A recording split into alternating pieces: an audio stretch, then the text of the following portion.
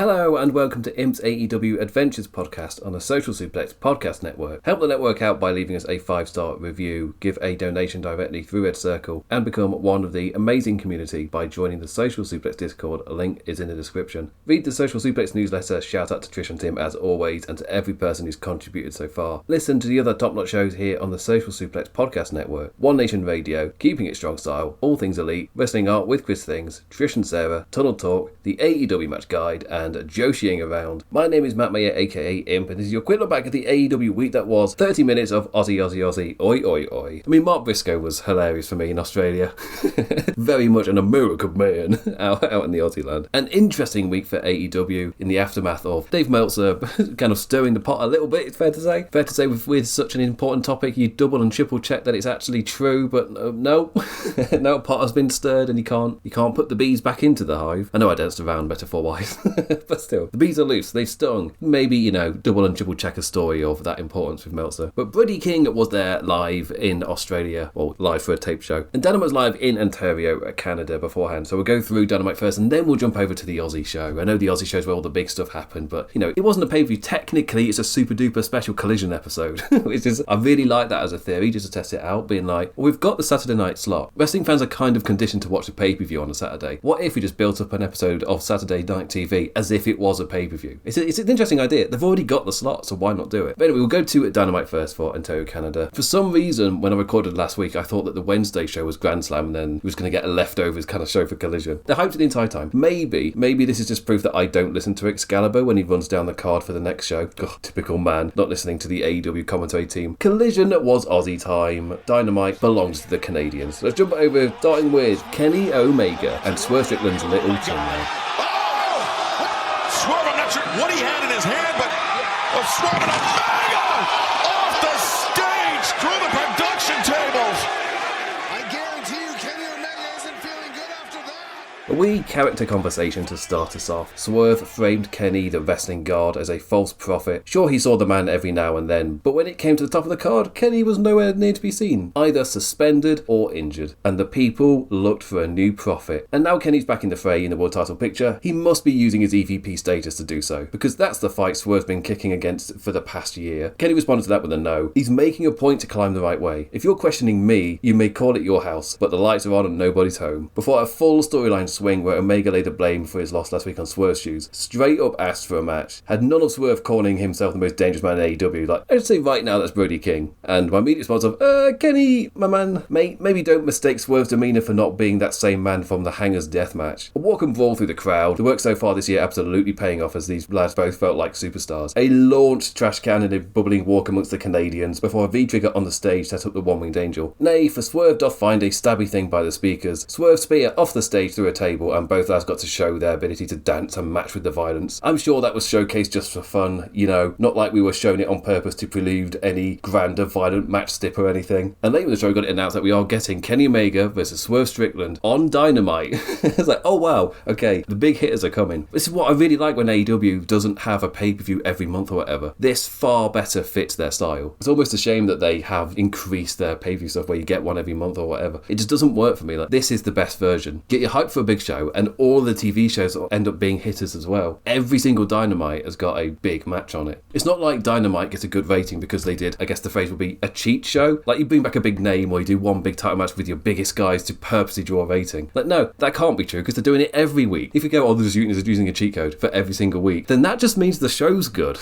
If it's consistently good, that just means it's consistently good. It's not a cheat code. They found the code. Suddenly they're just putting on a good product. And the way that AEW have almost found their own version of the proclaimed SmackDown 6, they're able to immediately rotate them around. I feel like they've set up a really good road ahead of them. I was talking about that last week, but I really do feel that. To a point where I really don't mind if the match next week ends up either not with a proper finish or whatever, because, teasing us a Swerve versus Kenny match, then delivering on the pay-per-view, totally fine with that. Totally fine with that. But also you can end up on a rotation of making sure that the people who are going to be the next contenders are involved in their own little storyline, which the bubbles and bubbles, and when that ends, that decides your next number one contender. I feel like that's a really strong direction direction they could go that could really just take it long term. And, they showed us that they got the little violent dance, and then they set up a, standard match on Dynamite this Wednesday. Immediately, I'm just like, okay, that's a standard match, but you showed us they could do violence and brawl through the crowd. Why did you do that?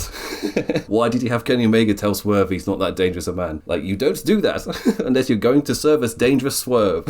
And you need an avenue to do that in. So I'm at the moment convinced that the match next Wednesday, huge, like a really great showing for AEW, just that they can just put on a banger match after having a banger this past week and just do another one in the next week. But I've absolutely convinced myself that it's going to be used to convince us that escalated violence is necessary for whatever the next match stipulation is going to be. On to the other notes. We'll see how wrong I am. Don Callis happy with a sweaty Andrade. Business settled with Kenny Omega. Now onto Hangers in Australia to officially get El Idolo his AEW Championship #1 contender spot. Hangers responded with a 2-camera video of his own. He wanted to face Kenny, but sent Andrade a message in Spanish. No need to take your pants off. And they didn't. Neither of them did. Even if the Aussie crowd chanted for it. How dare they? Both baddies. Jet Speed, walking down a corridor, talked intent to follow in Hangers' footsteps and win the tag titles too. Also kind of needed because Hangers is a little busy, isn't really defending the AEW Trios titles, and you still want to feature Jet Speed, so you give them something to do, whilst also reminding us that they are the champions, so the titles don't get forgotten, they are still mentioned on TV. It is arguably the downside of a Trios titles,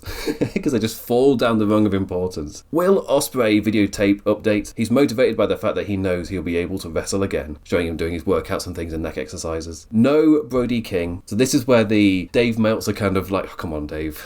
It was over the weekend it came out that, because around this show was Dave Meltzer on the Wrestling Observer Radio. Brody King was kept off the show by Warner Brothers higher-ups. Then a couple days later, it was like, actually, I'd heard that there were discussions about it, and then he wasn't on the show, and I put two, you can't put two and two together with that. You need to get it confirmed. Because, of course, on the night itself, the other places I kind of respect as potential sources for this, the likes of Fight for whatever, they were like we're being told it's flat out not true, downright incorrect. And then we got the clarification from Dave of being like, well, I didn't get it told to me. It was like, oh, Dave, this is the climate right now. It's so important that you didn't get this wrong. And he really got it wrong. Kind of why I jumped to like a bee metaphor at the start, being like, you can't put them back in the hive. They're gonna sting. They can get a net to stop some of them, but no, it's got out now. We know what the internet's like. The amount of people who would never see the retraction and would just believe they pulled him from the da-da-da, to a point where even like CNN have been publishing articles and things on this stuff. But we also got some confirmation that Tony Khan said that Brody King will be on AEW Grand Slam. It does pose an interesting question, especially with the decision to block him, only guaranteeing a more amped fan support in the face of a perceived wrong, even if it turned out that wrong was never real, was never a thing. But for Brody King, it's garnered him so much more support. He got a load of support from it anyway, but this has probably garnered him even more support. It's made him a babyface thing, and this was like obviously never in AEW's plans. On to the rest of the Dynamite. Death Riders John Moxley, Claudio Castagnoli and Pac versus Konosuke Takeshita, Josh Alexander and Mark Davies of the Don Callis family. Another Death Rider Don Callis family multi-man tag match following last week's Takeshita tag win, pinning Garcia. I do hope we've got something more than this planned for these Dynamite matches coming up, for all the way for the build to Revolution. As much as I enjoy AEW's multi-lad tags, I wasn't especially calling for another one after last week's. Maybe 1 week off or something. And then when the Grand Slam went down, I was like, oh yeah, I did feel like this was going to go to Revolution, and I still feel that. That just immediately being like, are we going to get just more multi-lad tags on the build to Revolution? That I've got something different planned. I know there's a lot of people that will just eat up these multi-lag tags because they are a ton of fun. I personally just I did like 1 week break. Just one. Just lay off it for a second. Take your finger off the button, Tony. Just for 1 week. In this match though, Cloudy versus Mark Davies was a fun Hoss beef dinner. Two big boys striking at each other with a big old pop for Castagnoli deadlifting the Aussie up into a suplex. Then a wee wibble from the crowd for Takeshita being the next lad to step up to the Swiss man. But he just went straight for Mox, spilled into all the lads just brawling ringside. Ignited by Konosuke just goes straight for Papa Mox. Pac got his big strong Geordie suplex too. His turn on the home Canadian Alexander. The crowd were really up for Claudio's corner charging uppercuts. Sometimes that man just reminds you why he's been the most over thing every now and then over his career. The two title lads more focused on each other this week, like their teammates were having a match whilst Mox and Take just had their own sparring scuffle. Eventually both lads worked with their teammates to work on either the solo Mox or solo Takeshita. Mox looked in trouble on his lonesome, but Pac and Claudio jumped in to easily swing us into Alexander being that lad in danger. Sleeper from behind, Death Rider for the win. Now both Takeshita and Mox have scored a win in these tag matches. Revolution is quite far away. We've hopefully got something more here. And maybe the Grand Slam result is the igniting of the fire that's needed. But I swear, if there's another multi-lag tag announced, another one announced for Dynamite rather than maybe even just like a segment this time to give us the match, to tell us about it, or a singles match.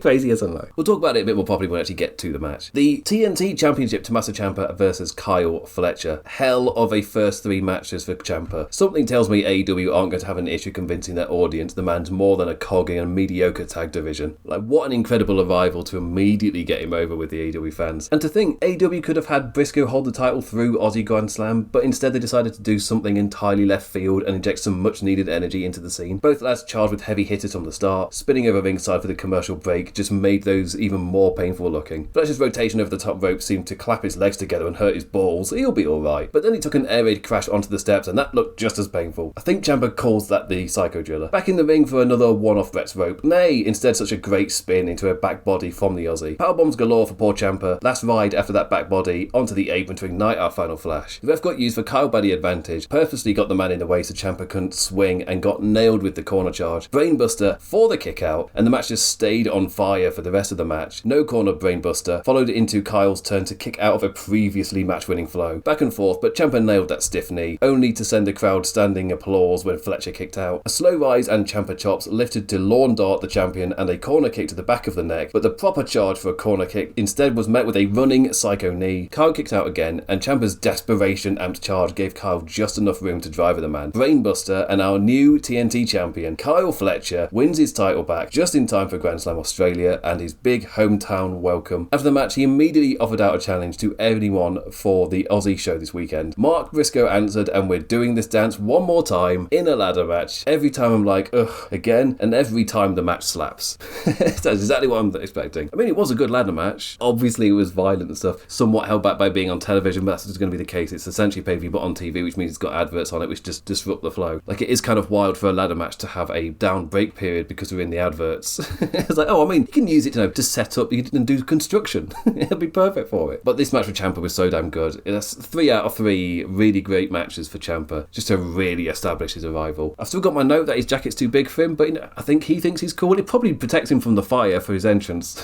He's got that for him. Daniel Garcia and Clark Connors versus Orange Cassidy and Roderick Strong. Death Rider o'clock again. This time with Texas Cowboy hiring help to help beat him up Orange Cassidy and Reluctant Roddy. A match putting together both the hair versus hair fun and Derby abduction crime. Just a helpful reminder of how silly wrestling is sometimes. Orange amped up and went for the tag, only for Roddy to finally have enough and jump off the apron in refusal. 2-on-1 handicap for poor innocent Cassidy, but it all went wrong for the baddies and Garcia scored a surprise roll-up win, straight into Tony Storm cutting a promo from the luxury box seats. A promise to evolve into the most beautiful bold bastard the world has ever seen if you losers in Australia. Yuta eventually cut her off, Marina Shafir with Mina trapped in the mother's milk, for Yuta to cut off an extension. I mean, cut off Mina's beautiful locks, how dare. And I don't think it was ever brought attention to in the match itself, but if you're watching Wheeler Yuta, I'm pretty certain he's got that in his hair. Because I was watching him and he's doing all his stuff being like, no, I don't want to have my hair cut. And I'm like, is one of your hairs dyed purple? And then it's stunned on him, he's like, oh wait, no, that's the hair he took from Mina. He's got it in there. And I don't think anyone ever brought it up. It was never mentioned by commentary, or at least I didn't hear it. I've already talked about the fact that I don't listen to commentary. I am a man. But still, it's just like, oh, that's a really neat little detail that was just never mentioned. If you spot it, you spot it. Speaking of spots, the number 1 contenders match for the AEW Tag Team Championships, Young Bucks versus the Rascals versus a returning Private Party. Ken and Cassidy back and amped up for them alcohol chants. Young Bucks versus FTR. The dance once again. Sorry to spoil before I've done the read through. but yeah, a very energetic, exciting match. I do just feel like I don't need Young Bucks FTR every year, and this felt like a year like I don't need it. I'm really happy with kind of where Young Bucks are at the moment. Weirdly, it felt like I didn't need a title match with FTR with them. I'm really excited just to see them dancing with these newer teams that are there. But alas, it feels like we need one more defense from FTR before Edge and Christian come back. That's maybe one downside of this, because I'm just waiting for Edge and Christian to come back. And to be fair, it's probably what the TNT Championship scene, with that injection it got, made it far less predictable. If we go straight into Mark Briscoe versus Kyle Fletcher 7 and that ladder match in Australia, like, you can expect what's going to happen. But because of the Tommaso Ciampa jump in, suddenly that just shakes everything up. Sure, it goes back to the original programming by the time it's for the actual show, but you've had such an interesting run to get there. I feel like the tag title scene needs an injection like that. Just something to shake it up and make the road not as the same or whatever. So I feel like we're just going straight from FDR into Edge and Christian, and it's kind of inevitable, and the longer it doesn't happen, it's a bit of a, like, are we doing this at All In, or what how long is this going to be waiting for? Is that your big tag title match for All In? If so, that means we've got half a year of just an inevitable result. So hopefully it's nowhere near that long. Hopefully they come back at Revolution, because we're doing FDR and Young Bucks. Hopefully after that match is when we get Edge and Christian coming in. A rapid flow tag party. No surprise, it's got a dub chance. A reminder of what Private Party can do, and still showcasing what the new Rascal rivals are capable of. The Bucks are just bringing it week after week right now. A party every time. Hook was watching from on high, perhaps a recruiting mission here. I mean, Private Party have a history of being part of a stable, but not really. That doesn't really go anywhere. So why not run it again?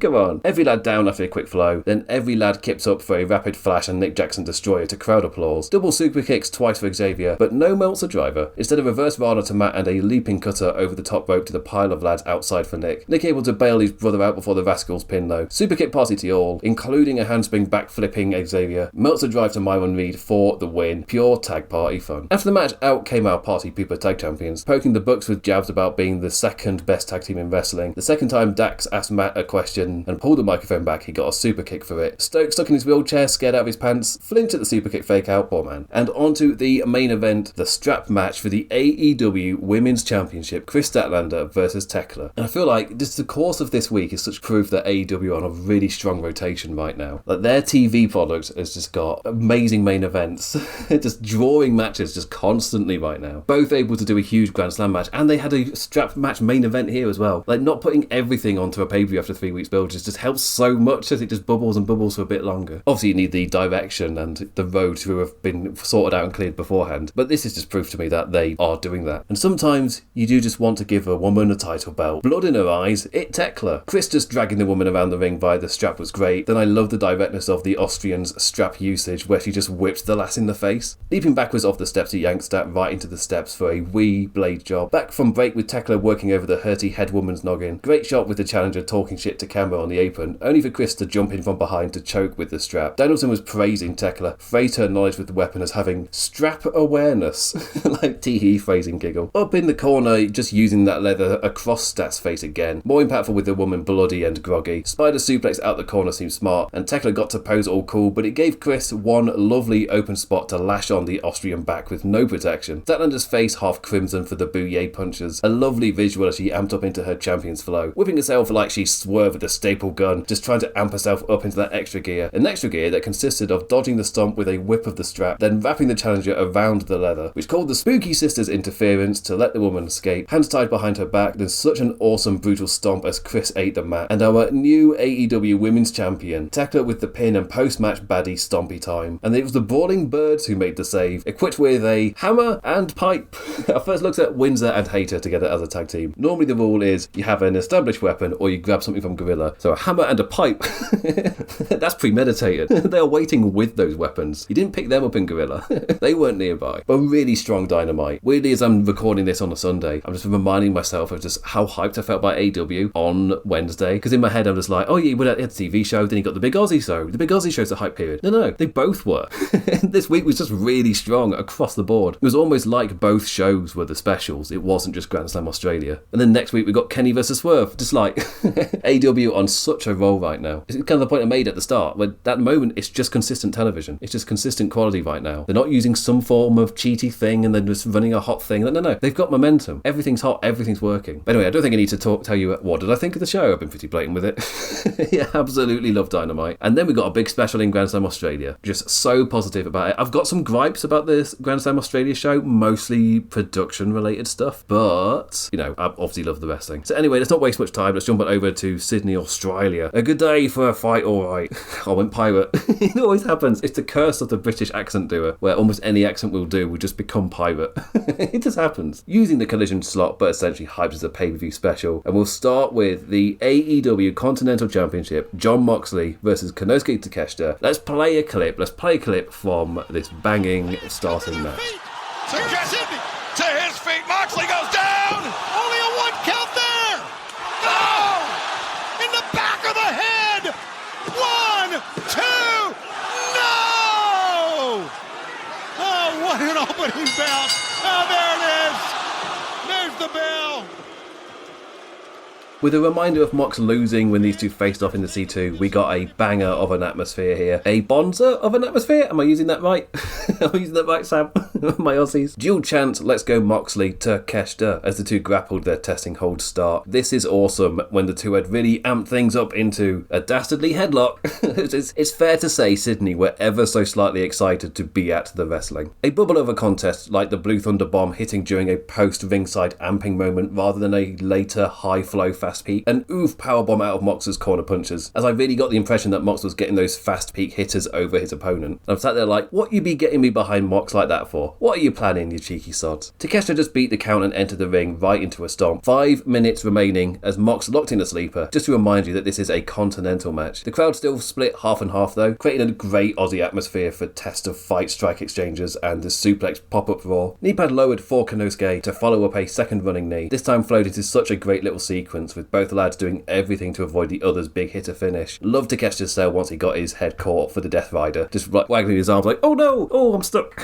I really liked it. Kick out and amped into a headbutt battle with the crowd clapping and stomping. Every time call amping the crowd up even more. Such a great pullback wide shot of the arena at the 30-second call, with Sydney on their feet in their own amped up roar. That was an incredible shot and preluded the stiff shot kick out sequence that just kept that fire going till the bell. I don't know why, maybe the notes were just blatantly there and I can't recall them right now, but I always felt like this was on the card for Revolution, so I entirely expected a draw, and maybe that is why it started off the show. Also, it's the Mox opening banger, like he's made this a thing since since he dropped the title. Difficult to not feel amped after that final 5 though. There's absolutely nothing wrong with the finish you expected, because all the notes have been put there, it's the most logical thing. There's nothing wrong with that happening when it's delivered in a quality way. I'm such a believer of there's no such thing as thing equals bad and just thing done badly. I feel like that's especially true in wrestling. Like for example, a DQ finish isn't necessarily bad, but if you overdo it or if you do it at the wrong time in the match or whatever, because timing is such a huge part of wrestling, right? We know this. But it's just stuff like that where you can do it badly and you can do it subparly and you can do it too much. But that doesn't make the thing bad. That's not the thing's fault. Onto the AEW Women's World Tag Team Championship, Babes of Wrath versus Mega Bad. Bane and Ford getting an official team name. Was that a spoiler of the result? Of course not. Like, our champions have only made one defense. There's a reason this match is on second. Like, we're getting there. It's got to build the babes up first. Like, make the titles mean something. And the way the match ended and the aftermath that we got feels pretty clear that we're going to be getting a second run in. I had a good laugh at Excalibur saying, Harley's from only 9 hours up the road here from Sydney. Like, Americans have such a different relationship with travel and distance. Like, fuck off, is 9 hours just up the road? She's from a different part, mate. She's from a different part of Aussie land, and it's not close. And that's fine. Trying to explain to Americans, why would they be cheering for her if she's not from the local place? Like, because she's Australian. Like, not every country has a distance relationship like America. So if it's, yeah, for us, like 9 hours is quite long away. She's from the Gold Coast, like, she's not a Sydneyan. And then Sydney cheer her? Yeah, because everyone else isn't like America.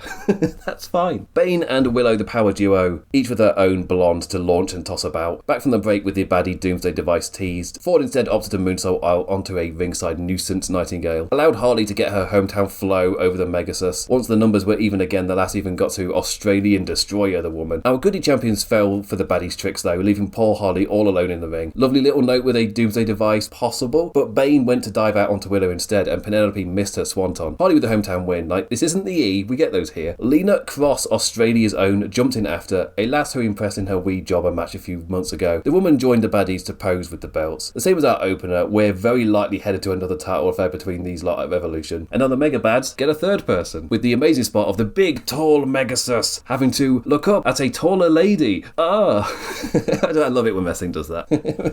It's such a great little thing of the person that you've got used to being the tallest one, but then a taller one comes and ooh. There's so many little silly notes in wrestling, which I adore. And I guess it counts as an other note type of thing. The former Iconics have also signed for AEW. I don't know if I accidentally skipped over their announcement or something as I was making my own notes or I wasn't paying attention. Could easily be I wasn't paying attention. We have already established that I am man. So yeah, we got a few Aussie signings. I feel like their hiring process that they kind of started last year, where it's wrestlers who would more enhance what they're currently going for rather than trying to bring in a big name to draw an audience in. And I feel like the signings this year have all led into that, which is why I'm like, there aren't many names from WWE if they were to leave that I'd want to see them there. I feel like Will Ospreay versus AJ Styles is something that they'll see as too big to turn down, and I feel like Johnny Gargano, if he's going to join Tommaso Ciampa, then you've got that avenue. I feel like it's doable, but that was before I saw how well established Ciampa's character got, and now I'm kind of like, I don't need Gargano. I don't need, because he was on the name of when AEW was starting, like Ciampa, Gargano, and I guess Kevin Owens were kind of on a mini, and AJ Styles as well at the time. If we wind the clocks back, apparently he was expected to be a potential signing, but the names haven't really gotten much wider outside of that. There aren't that many. That said, if you're looking to flesh out your women's tag division a bit, Iconics aren't a bad one, and they always made me laugh. And I know there's some people who find their voices really annoying, but I just find them hilarious. There's some people that I can't look at without just laughing. I think I said before that when Hardy Cameron's in comedy mode, I'll just laugh before she's done anything. Like, it's just something about her. The Iconics had that same effect on me when they were doing their silly jokey stuff, even if it's in the more slapstick slapstick, silly, childish comedy in WWE. There's just something about them.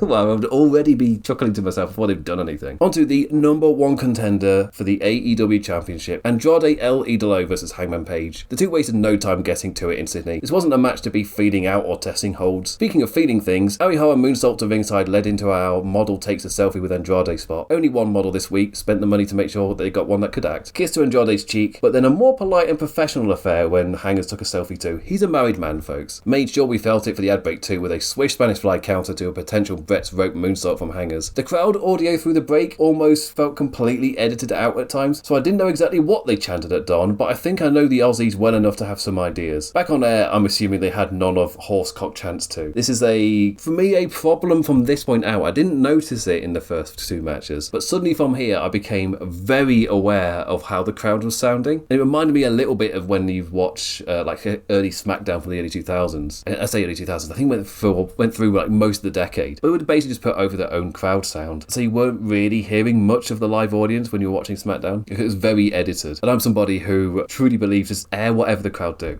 Unless it's truly offensive, just air what they do. Like, it's fine. I know America's got different standards, and for some reason they're not even gonna contemplate trying horsecock. They're not going to even contemplate it. Like, no, it's muted from the get-go. But there were so many chants on the Aussies that got censored, and I'm like, were they all genuinely that bad, where you're censoring almost all of them, which makes the fuck ice chants for the main event, that makes them stand out even more. Like, but you censored so much and you purposely didn't censor those ones, so why did you censor the other ones? Like, it's very strange to me. It's very strange. Unless they had like major sound problems for this match, for the next match with the hair versus hair, but the Fletcher versus Briscoe match, like, for me it'd be very weird to have just that such major sound issues for most of the show, but then the fuck ice chants come through so clear. Like, it feels like a production decision. And my little rant there has now saved me time for the later matches where I just did all of those notes as they were happening throughout the show. So yeah, I had quite a big issue with the way sound was done in this one. It did also sound like there were some issues, especially when you heard like the crew ringside saying things all the time. During the hair versus hair match, Marina Shafir was clearly audible and I could not really hear the crowd. During entrances as well, like after Cal Fletcher's entrance, Tony Schiavone or Excalibur was just like, well, you heard that ovation there.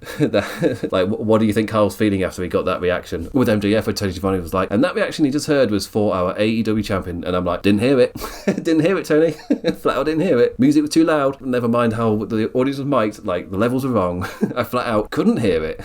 I don't know how big that reaction was. Back to Hangman versus Andrade. A lovely cheer for Andrade's moonsault dodge standing moonsault thing, only for the Aussies to not 1 minute later be unsatisfied with the lack of pants being taken off. Buckshot set met with the perfect counter in Andrade's boots, spinning elbows to stiff our cowboy down. Lovely quick pin into the bridge ups and smooth as fuck lift into a dead eye, which caught Don Callis up onto the apron to distract in a panic, but nay dick kick for his man. Instead, Hangers caught the boot and gave the man a swift swing in return. Buckshot and Hangers wins, one step closer to MGF's balls. Might maybe hear from Hangers before we get to the end of the show. But yeah, this was such a fun, frenetic match where they just instantly went, we're just going to go for it. We're going to go for it. We've got the ad break to rest and then we'll go for it again as soon as we're back on air. You got the fun stuff with the model spot with Andrade. And it also felt like this was a match just establishing Andrade's in that six, just in that lot around the title picture. Because he's the character who's going to be the least established because of his time away in WWE. Out of the potential contenders, he's the most on the outside, so just featuring him the most will do the most for him, even if you're not going to make him number one contender. So I'm totally down for this kind of booking. I thought this match was his establishing moment, even in the loss. Because Hangers is where he is. Like, we've already seen Hangman versus MJF. Like, we've already seen it this year. We've already seen that feud. Onto the mixed tornado tag, hair versus hair. Orange Cassidy and Tony Storm versus Wheeler Yuta and Marina Shafir. Another one not waiting about, milking entrances or teasing beginnings to fill out a runtime. Marina and Wheeler all cocky and gloaty in their Death Rider walk-in, jumped by the goodies to immediately ignite into a double feature walk and brawl through the crowd. And no keeping the action in their separate genders, not when Yuta can pile drive an Aussie woman to get booed to hell. This is where for me the crowd audio was kind of messed with to a point where it did take me out of the match a little. Like, did everything being chanted at Yuta need to be cut out? Like, what were they saying?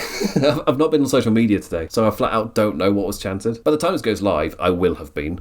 So I will have seen it, but as I'm recording right now, I'm like, don't even know what they said. Why did they censor all of it? We were allowed our crowd sound back though for Tony Storm. Big post ad break pop for Tony Storm returning to action, with everything beforehand consisting of poor Orange Cassidy getting his ass beat. A celebratory dance as the serious was allowed to get a little silly. Enjoyed the dynamic of Wheeler Yuta pausing, stopping Cassidy's pin on Shafir for a second to save his own hair. Cassidy allowed to hit his offense on Marina too. Beach break preceded that quick Yuta bit. Stip being that only the one who pins or submits gets shaved actually worked really well in the match flow. For Psycho Need to Tony Storm for a quick scare. Yuta's a shit bag. A chant clear to the point. The only offense held on from till the end was Tony getting her hits on Yuta. Cassidy drive through the ropes onto Shafir, sets up a run. German suplex, corner ass charge, orange punch, and Storm 0. More than enough to pin the man of hair. Bold, bold, chanted as Wheeler flipped out. Nice note with Mox coming on out to order the man into following through. Making a party of it with Luther in a barber's fit. Mina Shirakawa getting the first cut. Shafir on her knees, holding Yuta's hand in support. Mox in the corner, hiding his expression. Cassidy got to use the shaver. Tony Storm too. Even Luther giving Yuta a lovely monk shave with that hair still on the sides. So the way that they did the shaving stuff afterwards with the whole group in there in the ring, almost like a sitcom moment. It's just like, this is pure situation comedy. Just yes. I'm all down for every related character just having something to do in the scene. It's just very silly and very much enjoyed it. On to the TNT Championship ladder match. Kyle Fletcher versus Mark Briscoe. 7 ladders all around the cramped ringside. Mark Briscoe was a tad bit crazy for his innovative bumps. A ladder positioned ringside by the entranceway, climbed on high, only for Fletcher to join Briscoe and toss him onto the apron for a back bump. Like, oh god, Mark. The pre-ad break spots all involved Kyle doing something to the man. A lawn dart to the corner, propped ladder had a Briscoe all bloody. That ad break was an easy enough way to get Briscoe construction underway and for the home country Australian to get bleeding too. A ladder from ringside level across 4 rungs up to tease one of them crashing into it. Fletcher laid on it and we had a froggy feeling Briscoe. Sydney one of the few places that would boo the man in his cheer afterwards. Not in Fletcher country, Mark. A painful looking powerbomb onto a rope draped ladder for poor Mark. An instance of the pre-cut making the bump look far more painful. Corner kick sent Briscoe groggy on the apron. The signal for, you guessed it, another ladder to be fetched. Between Brett's rope and a ladder centre of the ring. A very Mark Briscoe moment as he bit Fletcher's head and shouted, tastes like shrimp on the Barbie. This is the way that he does it in his like manic way. It didn't get like a cheer or reaction type of thing, but I had a little laugh. Please don't die, as Sydney correctly figured they were building to something. Jay Driller through the ladder and right in half it snapped. Boos as Briscoe climbed high, knocked Kyle back down, shots to the back from Fletcher's second climb up, and brainbuster off the ladder. The way Fletcher held him at the apex of it was just like, damn, that looks so fucking brutal. It's just the semi-stall when he just held him on during it. It's really sold what was about to happen with the impact on the crash. Too slow up the ladder in proper wrestler style though. It gave Mark enough time to climb up with his own ladder, pushed off to the ropes, and Fletcher grabbed the title to make the Australians happy. The crowd went, oh, is this the big spot moment where Briscoe's going to jump to the outside, do a big bump or anything? Nah, it's your ropes one and he's down. These two just don't have bad matches, but this is it. I'm done. This is your lot. I said this last time. Wanted to move on. Absolutely grand with whatever comes next. Like, as long as it's not Briscoe versus Fletcher. And he ended it in a bloody war of a ladder match. Fletcher got his hometown moment. And we can immediately go on to Revolution, whatever Kyle Fletcher's doing there. And on to the main event, the AEW Championship, MJF versus Brody King. Big Brody King's big moment. A bit more of a contest in the first outing. After an undeniably successful angle in every metric, here we go for the proper thing. Lights down, pomp and circumstance for the main event title match. Another fuck ice. This time, however, not given the production quiet to breathe and truly be heard. Tony Schiavone jabbered all over it about MJF insulting the country of Australia in interviews. And that is a bit of a shame just because of how special it felt when everybody knew the assignment and was just quiet during the previous match where this happened. But this time it's like they did everything with the atmosphere and all. And then Tony Schiavone just talked character stuff over the top of it, so you never really got to let it breathe. Whether that be a production decision, a creative decision, or Tony Schiavone himself, or whatever reason, it's all just a little bit disappointing. For me, part of Brody King's presentation is that he's able to get that reaction out of the crowd. So let us hear it for Brody King's sake, is kind of my take on it. Basically, I'm just asking the question of, why would you talk over it? And when I'm answering those questions, I'm just like, none of the answers feel particularly good to me for why you would talk over it. Maxwell guaranteed the match would go on longer by immediately leaving the ring, taking the piss in the crowd around ringside. Then when he did get in the ring, chop, hoisted up above to be thrown. Oh shit. Finally, he found a way to actually beat in the match by exploiting Brody's hurty leg after the man's cannonball hit an empty corner. At one point, MJF bit Brody's arm to escape, but he bit the wrist tape, so, it should have been ineffective. Crossbody corner charge ringside soon gave Brody that momentum again. And by momentum, I mean lay down, holding his knee. Yeah, because it's hurty knee match. Hit a thing, go, me knee. Woof woof barking for the cannonball again. Third time was the charm. Too slow to amp for the Gonzo bomb though. Instead a baddie sleeper to drain him and call out Bandido for his pure babyface amping. You told me to never give up. Don't give up. Get up. Like damn Bandido, got me feeling it too. An unwise limping run for a tope though. So easily caught by our baddie champion for an apron DDT. Then Max's dive unwise too. Caught to a fireman's carry and a holy shit dive at the barricade. Both lads hurt by that, requiring more Bandido hyping fire, which called for the Nux. Ref Bryce caught him and clobber single straight punch from Brody. I loved that. He's billed with a Max cheekiness. He's got that look on his face. The crowd know what's up, but two of our main characters don't in the referee and Brody, and then the ref catches him, Brody just punches him in the face. I just absolutely love that. Then into mirroring the Brody win from the other week, Max caught in a sleeper out on the apron, went groggy, and just out super fast as well. Gonzo time, but kicked out at 2. Buddy Max zoned on the hurty knee, removing the knee strap and marking Brody up. Cheeky Gonzo on the apron teased, instead into a sleeper up on Brett's rope, escaped by knee punches, and it was Max to drive onto the apron. Impressively held big lad Brody for it. That is a large gentleman right there. Heatseeker drove the man onto his noggin again, and 1-2-3 for the win. Commentators afterwards telling the story, his knee just couldn't hold up in the end. After a second of recapping, out came Hangers with purpose to quickly get the contract for Revolution sorted. No hanging about. Decides it, drops it in MJF's feet. And for me, this just capped off what felt like a really special little period of Brody King going for this title. It's like a 2-week little thing, and it felt like it just turned us so perfectly down the correct path or the correct road for where they've been telling us they're going to go. And there's so many positive things bubbling in the background whilst we're watching this stuff. Like, it's very difficult to not just feel super positive right now. Don't forget, like, we got a bang of a Dynamite, and then we got this Grand Slam show. Like, feeling super positive about AEW. With my major critique of their production for this show, for me, it's crazy that they are either still having these sound issues or everything had to be muted. Like, really? Maybe my Britishness just won't understand it. I don't get it. Why are you muting everything? But yeah, anyway, other than that, really enjoyed the shows. I thought they were both really strong this week. A lot of really good wrestling, but not in a way where I feel tired of it. Sometimes after an AEW pay-per-view, I feel super hyped, I feel excited about wrestling, but I am also good to have my break till Dynamite. Like, I don't want any more wrestling. But when it's done like this, like, I'm excited for the next lot. Like, I'm waiting for it. I want more wrestling. I haven't been burned out by it. Like, I finished an episode of The Night of the Seven Kingdoms, and I'm like, oh, it's only half an hour. I want more. I have to wait a week for it. I want more wrestling. I'm ready for it. You're giving me 2 2-hour shows that were both full of great wrestling rather than 1 5-6 hour epic. And it's like, no, I've had little tasters and I'm hungry for more. Anyway, that does bring me to the end of the show. What did you think of this week to do with the Dynamite shows and to do with how they handled the Brody King thing? I was floating it last week. Well, like, should they have put the belt on Brody King because you're not going to get this flow before? I was fully expecting them to just go with this route. They've already set the road. They've told us what the road is going to be. We've started down that road with us telling what the road is going to be. They're doing the road. They're giving you far more reminders than a teacher would in a class. Just constantly being like, by the way, we're on this road. This is where we're going. This is what we're doing. And the next week, we'll tell you again, this is what we're doing. And it feels like Hangers is allowed to be served up first. My interest would be, now that Brodido have both had their rotation with Max, where do they go? Do they try and find a way to slot them into the 6? Now they got Hangman essentially leaving it to do his dance with MJF. Do they go back to the tag scene? Which, without them, I'm not super excited for. But I feel more excited for them being single stars at the moment. That said, I've kind of at the moment got the trust that if they're going to try and convince me for them to go down a certain road, they're being handled well at this point. So I feel like I'll be alright with whatever they go for. But anyway, I will be back this time next week to talk about Dynamite and Collision with Swerve versus Kenny Omega. So with that, I say thank you for listening, liking, engaging in any form, any manner. Always appreciated, never take it for granted. I'll be back this time next week. So with that, I bid you all adieu. Ta-ra, duckies. Ta-ra.